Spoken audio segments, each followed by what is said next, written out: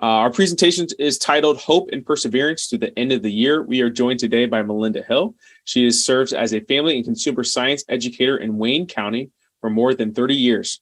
During her time, her focus has been on using assets to build strong families, increase their financial wellness. Melinda is currently serving as an area leader, supporting 23 programs, staffs, and enjoys mentoring them to achieve their fullest potential. In her spare time, she enjoys hiking, camping, and horseback riding with her family. Please help me welcome Melinda. Thank you, Josh. I really appreciate that. And it's a privilege to be here with you today. I hope that many of you have become familiar with the extension part of OSU. We are located in every county throughout the state, bringing research-based information to the community. And we're excited to really partner with the Chief Wellness Officer again for this webinar series.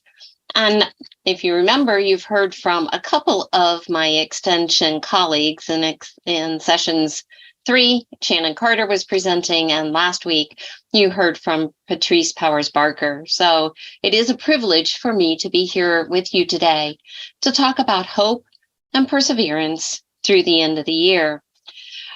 As we think about the science that we've talked about, this of hope and how our minds really work with it. We've talked about the practice of hope and how it can be learned to be able to inspire us to that next level. As we reflect, Patrice last week talked about acknowledging the good and the bad, understanding that not everything is going to be perfect and there's going to be barriers. So how do I work around that? Maybe it's being in the moment, to just simply pause and use my senses to understand where I'm at and what's important, to plan ahead so that I don't have to be stressed at the last minute. Maybe I need to reprioritize and find a new way to reach the goals and overcome the barriers, to identify what is in the way of getting to where I want to go and finding my way around it. Hope is that motivator that really helps us to get there. As we think about living in the moment and imagining the future, what do I see that I really am focused on, that I'm really motivated to be able to achieve throughout my next, could be months, could be the next 2 to 5 years. Where do I really want to be? And that living in the moment to help me get there. As we continue our journey today to understand the meaning and science of hope, there's another definition that I would like to share that's very similar to the others. And then we're also going to focus on what's coming for the rest of the holidays and the rest of the year, some practical ways to be able to embrace our hope. So Dr. C.R. Snyder from the University of Kansas in Lawrence is a clinical psychologist who has done many studies that align with many of those that we've heard from previously in this series. He says that the perceived capability to derive pathways to desired goals and motivate oneself via agency thinking to use those pathways. What this says to me is that there can be joy in the journey. The path that we choose can be challenging or easy depending upon the direction that we're headed. If you remember what Shannon talked about in session 3 was hope mapping, setting our goal, deciding the pathway to achieve that goal, and then choosing the details of how to get there, being realistic about what stands in our way. Hope begets hope. Let's remember that when we're successful, we're motivated to be able to continue, to go that next step, to realize that I can do this. Personally, I love the holidays and the beauty of the season that it ushers in. The sparkling snow and the crunch under the footsteps, even the smell of a freshly laid blanket, allow me to enjoy the moment amidst the hustle and bustle that also comes with the season. To me, the holidays bring hope with family and new traditions, new beginnings, and opportunities for me to set my sights on. But I also want to acknowledge that sometimes the end of the year and the busy holiday season is not the most magical time for others for many reasons. It could be personal loss or disappointment, or even exposure to less sunlight, or the fact that there are more fun things to add to my list of to-dos and my calendar fills up very quickly. But the added tasks that those bring can create additional stress. So my question as we transition here is, knowing that there can be difficulties, what am I really looking forward to? What do you want your holidays to be? As you think about that for a moment and we look at our calendars, we realize that we're in the last quarter of the year. If I looked correctly, I believe there are about 8 holidays before the end of the year. Whichever one brings joy to you and your family, you just need to recognize that along with that joy, there will be some challenges or barriers, and we'll talk a little bit about that as we continue. But I'd like to ask if you would share in chat, what are you really looking forward to in whatever holiday you choose? What's your vision of hope, your journey through the next 3 months? Just to let everyone know, as you the chat is now open. There we go. Melinda, as people are starting to write here, just a couple things coming through. Family is a big theme right now. Free spirit and calmness. Focusing on spending more time with family, sharing time with my children. Time off, Brian. It's a Yes. good one there. Good food. Yes. Beautiful. And for those that are still reflecting, it's still an important piece to ask myself, what do I want my holidays to be? So that in essence is your why, the vision that you are looking forward to, these values that really intrinsically embrace your hope. So for those that may still be pondering, allow me to offer a few additional items for consideration. Many of you already said spending quality time with family. Maybe it's creating a beautiful home environment with the decorations, or creating special meals and foods that I only prepare once a year. Maybe it's celebrating my spiritual beliefs and shopping and exchanging gifts with friends, or entertaining and visiting with family and friends. Maybe it's a time that I reach out and I help those that are less fortunate than myself, or taking time to rest and really ask myself, where do I want to be in the next year? Maybe it's time to travel or enjoy special recreational activities. Whatever the case may be, maybe I mentioned something that you hadn't thought of, or maybe it's like, yeah, that's it. But in order for any of the above to happen, we need to be realistic. If the events and the plans are overwhelming, then I'm just creating more stress. And I have to ask myself, what am I going to choose to do? And what am I going to let go of? Incidentally, in the APA survey, 53% mentioned spending more time with family and friends. So I think we're on the similar theme with those that were submitted in the data. But I have to understand what's my plan and being realistic. So I ask myself, are the things that I am looking forward to, are they overwhelming? Are they adding more stress than they're really adding joy and helping me attain that hope through this season?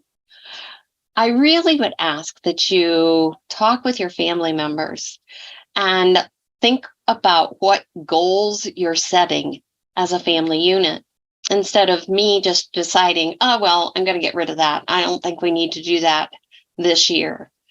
Ask something like, it wouldn't be Thanksgiving if we didn't do whatever. So if we didn't have, or if we didn't do, it wouldn't be the holiday. And you can insert whatever one it is there for you and your family to respond to.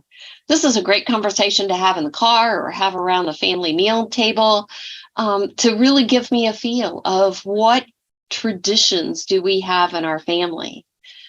We all realize that we've had to make a lot of changes in the last couple of years with our traditions and with our rituals. We may need to change, but as we talk together about what we want to keep and what we want to let go of, then we can make room maybe for some new activities to be able to insert. This is much like the hope mapping that we've discussed, the action steps behind the end product that we're aiming for. The challenge is, around the holidays, our schedules are already busy. And so it's important to become selective and not overwhelmed with too many tasks. In reflection, as we keep that vision, I keep the why of this kind of holiday or this kind of event is the most important aspect of it. Then I can make plans to implement. If I break the tasks down into categories like this, what are the things that I absolutely must do? What is it that, it's just not going to be the holiday if I don't have this or I don't do this? And then there's a list of things, I'd really like to do this, but if I don't, I can be selective. And then that last category, if there's time to do it, I can probably try and get this done. But a couple of those, ask yourself the question, is it just for me that I want to do this? Or will anybody else miss it if I don't do it? And so I can prioritize what my list, because I want to be able to make sure that I have the time, the energy, and the finances to really accomplish it. Therefore, I've got to put a plan into action. If I wait until December or the last part of November to be able to try and accomplish all of this, I'm adding a lot of stress and a lot of financial burden at one time. If I counted correctly, there are about 11 weeks until our family will gather for Christmas. You can count the number of weeks until your gathering or event. I'd like to encourage us all to use tools like a good old paper calendar or like a planning app on your phone. And with that family discussion, you decide on what's important for everyone. Where do you need to be and when? So don't forget things like school concerts or special events, your faith community dramas or gatherings. Maybe it's in the neighborhood or special work events that you really need to schedule so you know who's going where and when. I love the fact that there's actually research out there that says there is joy to be received as I am actually doing the planning as much as the event, almost as much as the event itself. And so if I am selective about what I am really trying to do, then I don't get overwhelmed, I can accomplish it, and it brings me joy as I am planning. So what are some of the barriers or the challenges that we face?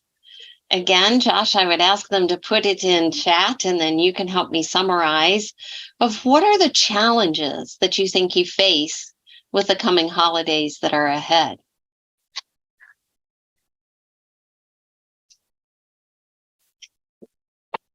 Start to come in here. Yeah, one of the biggest ones right now, Melinda, is time. Whether that's due to most typically overscheduling ourselves. Sure. Absolutely. I would anticipate as I have taught this before, that the two top ones would be, I don't have enough time and I may not have enough money. Yes, that's the second one. As people are writing down here, traveling, family commitments, finances, sickness as well. That one came up a couple times as well. Yeah. So there's going to be challenges. And if I look at it and say, all right, how can I prepare myself? How can I make this easier? So changes may be needed based on that family conversation that we've had. And maybe no one really wants to start the larger conversation with family members to say, what can we change to make it easier for everyone? So may I offer a few here that you might consider for conversations as you go forth? What kind of family gathering do we really want to have? And is it all based around the gifts, or is it based around just being able to get together? Maybe it's time that we draw names or only purchase for the children. Maybe it's an opportunity for parents and grandparents to pass on special trinkets or special mementos and tell the story that goes along with it. Maybe we can do coupons for gifts that would offer at a later time. So movie night in January, or maybe it would be a dinner out. So that could be another option. Maybe I could start to buy ingredients for one recipe a week with non-perishable items and have all of the ingredients on hand when I am ready to go, or ready and I have the time. Maybe I order all of my groceries online so I don't forget those ingredients. Or maybe this is the year that I can plan my meals with the things that I already have on hand. Whatever the case is, it's a time for us to be able to plan. What about the gift cards? Can I purchase gift cards now to be able to help with some of the travel expenses? Or maybe I can even use credit card points to be able to help purchase hotels or airline flights or whatever the case may be. So as I look at the categories, I just need to ask the question of what are some of the challenges and what are some conversations that I might have to be able to make it easier for the future. What I'm sharing next in the next couple of screens is that probably nothing new. We've talked about this earlier in the session, to remember that when I take care of my body, especially during busy times, I have more energy to accomplish my goals. And when I accomplish my goals, that pathway, my hope embraces the tasks, and I'm ready to check that one off the list and move on to the next one. Remember to eat healthy foods. Remember that healthy snacks and meals embrace and my body so that I am ready to go to the next one. Getting a good night's sleep, making sure that I breathe and be mindful of the moment. All of this, I need to ask, is this activity or event helping me reach my goal? Not everything is essential. And as I said earlier, you know what? If I don't get this done, who is really going to miss it? Making a plan is part of that pathway. So if one plan doesn't work, what's plan B or C? How can I reroute to be able to accomplish the things that I just feel are so essential and so important? You know, I would venture to say all of us at some point in the next few months, few weeks, are going to have these moments of frustration. There's going to be time when I'm standing in line, or I'm stuck in traffic, or the cookies that I baked didn't turn out. How can I use these moments and turn them into joy? So I would offer, think about your favorite song, your favorite music to be able to accompany this season. Maybe it's just a special word that I think about and I try to encompass everything that I do. I've used the word joy several times throughout this presentation. How can I make joy in the journey and turn this moment of frustration into that joy? And you can substitute with whatever word you want to put in there. How can I make this pleasant? Because I want the positive to trump the moment of frustration. I don't want to lose sight of what really counts, what the activities are in the grand scheme of things. Can I use this moment to just reflect? I'm going to take deep breaths, at least 3 or 4, to be able to reset my brain and let go of that frustration in essence. I want to make sure that I prioritize and have relationships over the to-do list, having coffee with a friend, just taking time for myself. All of those are really important. So if I keep that in mind and refer back to it when I reach that barrier or frustrated, it can definitely help us as we are reinforcing my hope. We've talked about that for some, this is not a happy time. It's hard for whatever reasons that we mentioned earlier. So how do I overcome this barrier? For some, it's routine, keeping a regular bedtime and rising time. If I have to write it down so I can check it off the list, that would be one opportunity. For others, it might be that responsibility and understanding that others are really counting on us. That's what makes us get up in the morning and accomplish the tasks. Just a reminder, we know, but self-care is even more important. That exercise, meditation, spiritual focus, and additional professional help may be that extra support. And OSU has wonderful supports to be able to offer. Remember to accept imperfection. It doesn't have to be the way it has always been. So don't lose sight of what really counts. Express gratitude. What are you really thankful for? And be mindful of those special moments. Find someone to help you smile, laugh, and that can maybe assist you in forging that new pathway for you. When I accomplish overcoming the barriers, I become resilient. I am successful in finding a way to achieve my goal, giving me hope. We've mentioned earlier that mindfulness is a way to overcome some of our challenges, to give me focus and to maintain calmness.